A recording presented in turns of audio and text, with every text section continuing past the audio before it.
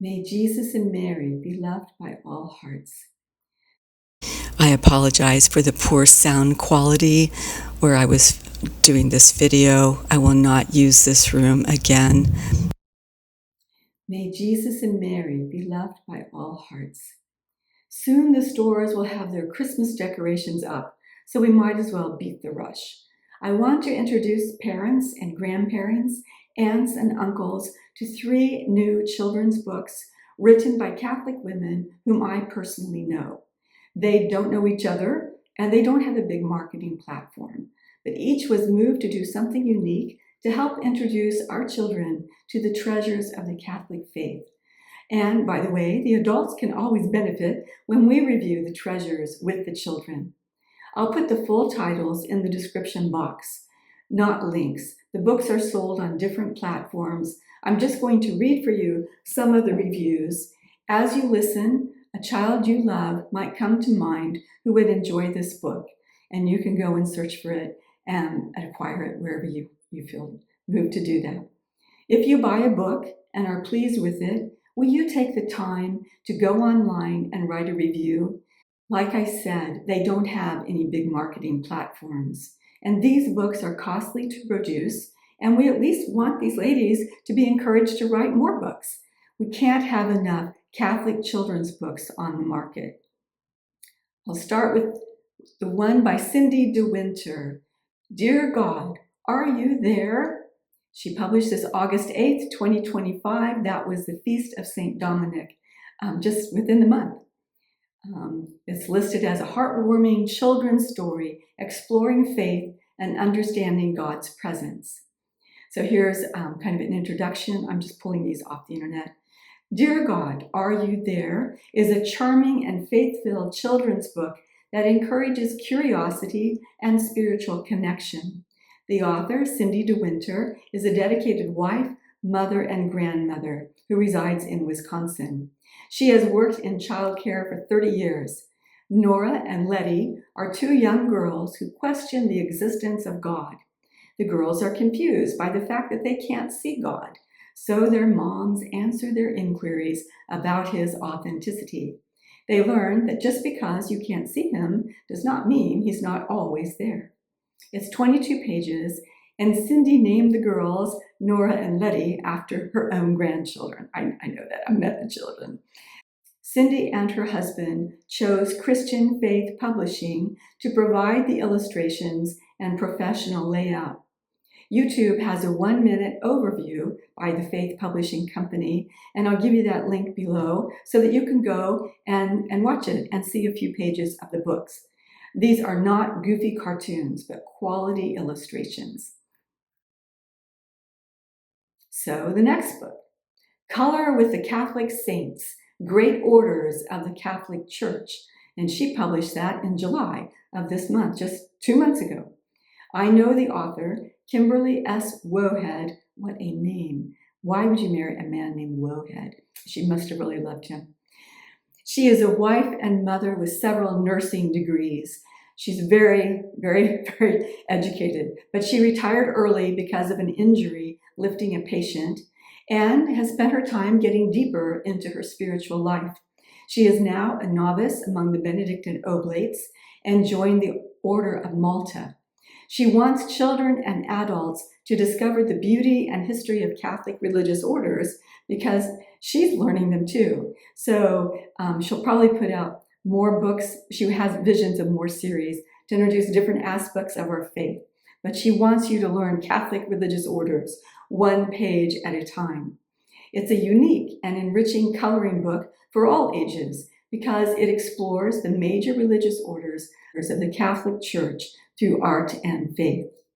Whether you're a catechist, a convert, a lifelong Catholic, or simply curious about the Church's rich spiritual heritage, this book offers illustrations of monks, nuns, saints, and religious habits, a space for prayerful reflection while you color. And it includes the Benedictines, Franciscans, Dominicans, Carmelites, Jesuits, Augustinians, and more, plus a few lesser known but equally fascinating communities. It's perfect for Catholic families, homeschooling and CCD programs, RCIA participants, adults and children seeking a peaceful, faith-based activity. So color with reverence and reflect with joy, learn with wonder. It's really large, 128 letter-sized pages. All right, so now number 3. This one's been out a few years, and I was hoping to promote it earlier, but I'm always backed up with a long list. So it's still very important, and I'm sure they sell it at the shrine in Wisconsin at Champion. This is not a Wisconsin lady, but a homeschooler in another state. The Woman in the Trees. What a name for a children's book. By Theone Bell. That's her pen name. She published privately with a private company in 2022, and so she had to do a lot of her own promotions and interviews. And her husband thought it best if she kept her identity under wraps because it might attract the wrong kind of people to their home where she homeschools their children. It's set within the, okay, I'm reading from different overviews here. So it's set within the expanses of the American frontier.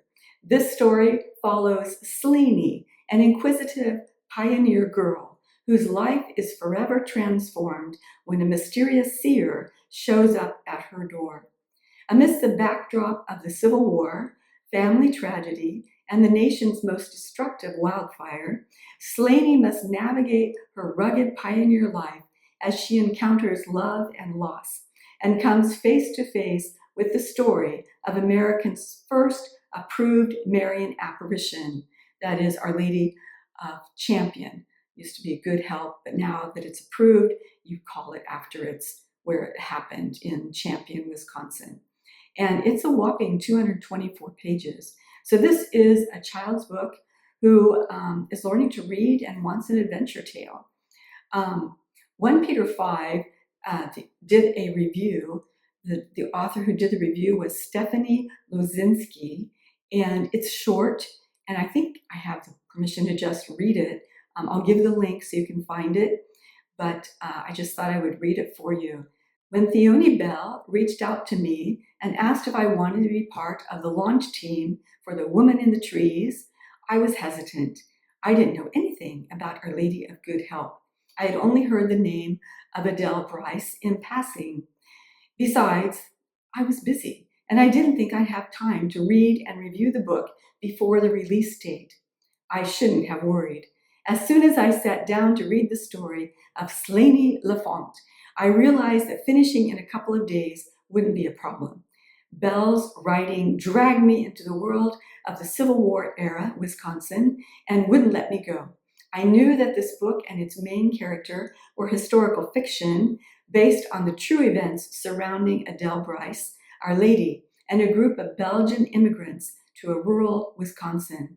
What I didn't expect was that it would stand so well as a compelling, well-written novel. Let's face it, a lot of books marketed to those with a Christian worldview are simply not very good in terms of artistic merit. In fear of offending more conservative readers by depicting sin on the page, many Christian authors end up writing characters that are painfully one-dimensional. I consider this fact to be a real problem, not only in books, but in other Christian media as well. It's a grave mistake to underestimate the power of story in spreading the gospel. After all, salvation history is itself the greatest story ever told, centered in every time and place around the God-man, Jesus Christ. When I was growing up, my mother would read the Little House series by Laura Ingalls Wilder out loud to my sisters and I. I always looked forward to those moments, cuddled up on the couch, waiting to hear what hardships would next befall Laura's family and what they would do to overcome them. Those books taught me more about human resilience and the need for virtue in suffering than almost anything else I read as a child. And it didn't feel like a lesson.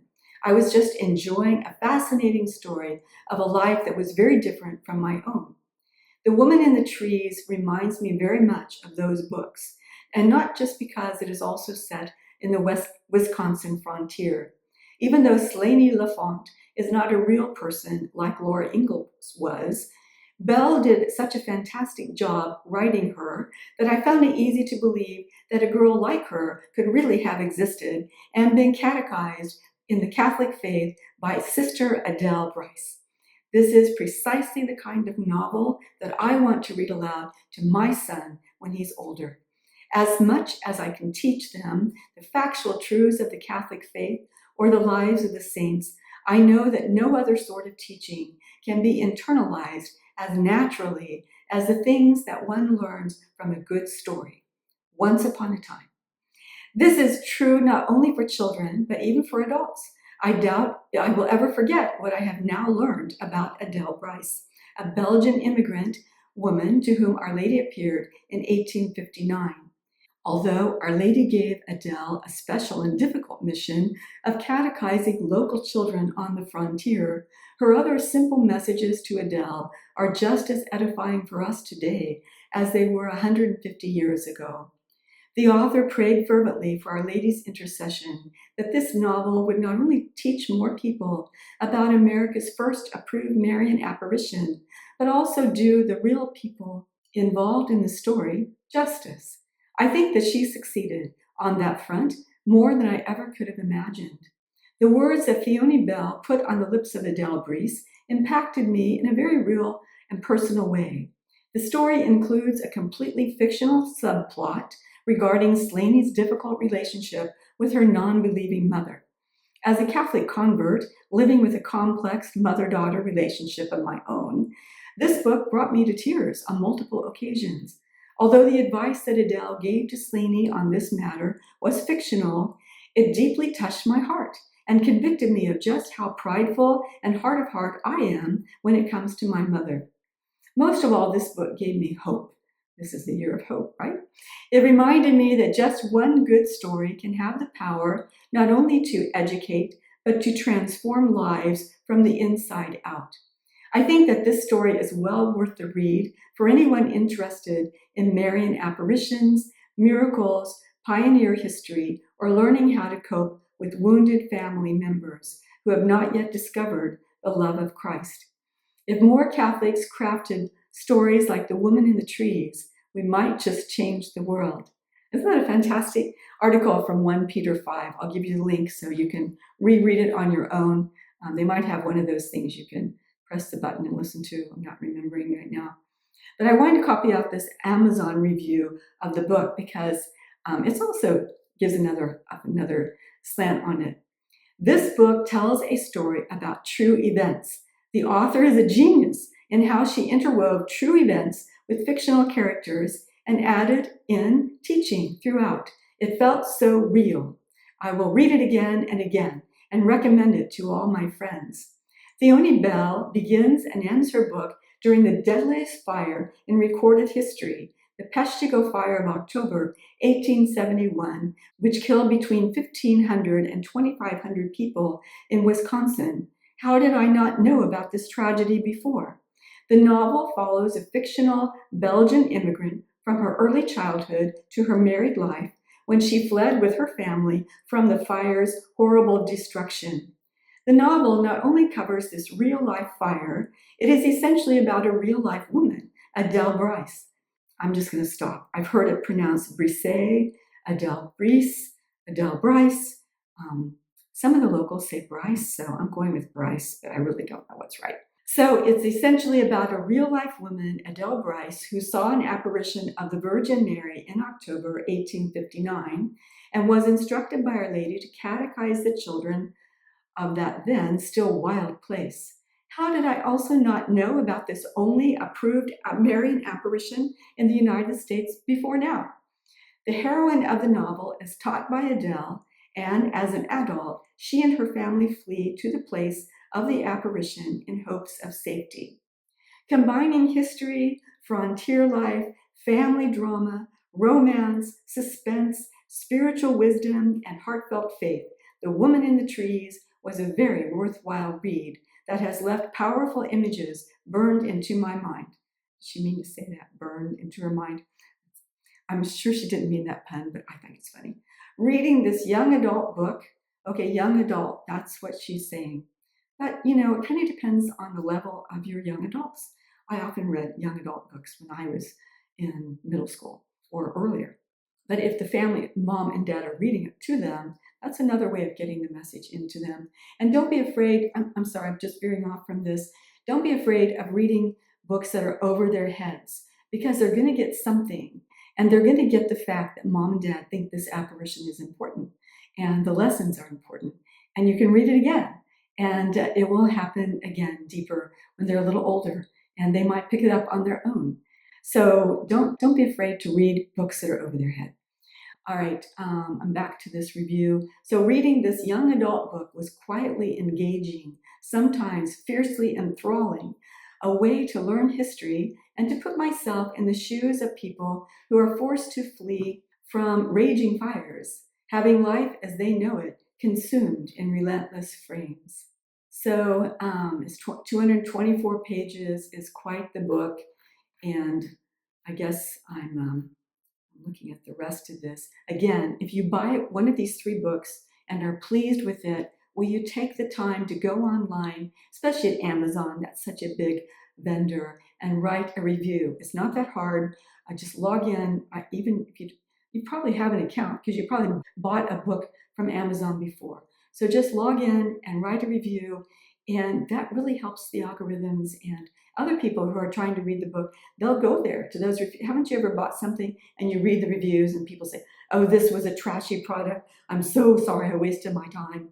And other people say, this was right, just what I needed. So sometimes those reviews help, even though some of them are written by bots and they're not all true. I think these books, I think we can trust the reviews on these books because I don't think a bot could have written them. So I'm just happy to recommend these books, and God bless you.